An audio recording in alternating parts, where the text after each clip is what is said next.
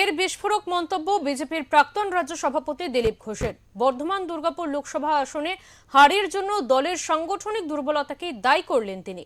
দিলীপ ঘোষ বলেন, মেদিনীপুরে 5 বছর ধরে মানুষের সঙ্গে মিশে কাজ করলেও খুব কম সময়ের মধ্যে বর্ধমান দুর্গাপুরে তাকে প্রার্থী করা হয়েছিল, যার ফলে সংগঠনের ঘাটতি কাটানো সম্ভব হয়নি। এছাড়াও শেষ মুহূর্তে প্রার্থী পরিবর্তনও মানুষ মেনে নেয়নি।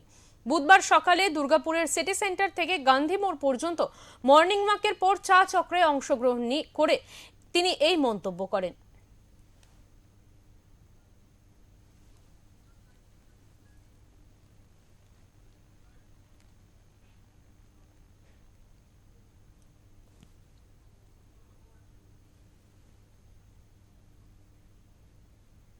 যে কাজ আমাকে যখন দেয় সেটা আমি করি।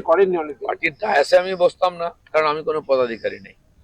আমাদের যারা নতুন নেতৃত্ব দেখুন পাল্টে যাচ্ছে। এই যে ছবি লেগেছে এখানে, কিছুদিন আগে আমার ছবি লাগতো, তার আগে রাহুল দার ছবি লাগতো, তারপরে সুকান্ত মজুমদারের ছবি লাগতো, এখন শ্রমিক দা আছেন, আমাদের বিরোধী নেতা আছেন, আমাদের ন্যাশনাল প্রেসিডেন্ট, আমার সঙ্গে মাননীয় অমিত শাহ ছবি লাগতো, তারপরে মাননীয় নাড্ডাজি, এখন নীতিন নবীন এসছেন। এটা আমাদের পার্টির সিস্টেম, আমাদের সংবিধান। যাকে আমরা সামনে রেখেছি নেতৃত্ব হিসাবে, তার ছবি লাগিয়ে তাকে সামনে রেখে আমরা লড়াই করবো। আছি আমরা সবাই কর্মী হিসাবে। এইবারে যে দায়িত্ব আপনি পেলেন, কালকে কোর কমিটি বৈঠকে ছিলেন, অনেকদিন পরে এইভাবে দেখা গেল, এটা কি নতুন ভাবে যারা বিজেপির আপনার সঙ্গে যারা ছিল তাদের কি বেশি উদ্বুদ্ধ হয়? আর বিজেপি একসঙ্গেই আছে, তারাও পার্টির কর্মী, আমিও পার্টির কর্মী। আমি সিনিয়র হিসাবে আমাকে কোর কমিটিতে ডাকা হয়, আমি মিটিং এ থাকি। বাকি একাধিক কমিটি হয়েছে, তাদের সবাইকে রাখা হয়, সমস্ত কর্মীদেরকে। আর যারা এখনো কোনো কমিটিতে নেই, তারাও কোনো না কোনো কমিটিতে আসবেন। নির্বাচনে পুরো সময় দিয়ে পরিশ্রম দিয়ে সবাই আমরা কাজ করবো। দিলীপ ঘোষের পছন্দ কি খড়গপুর না দুর্গাপুর? সেটা পার্টি ঠিক করবে।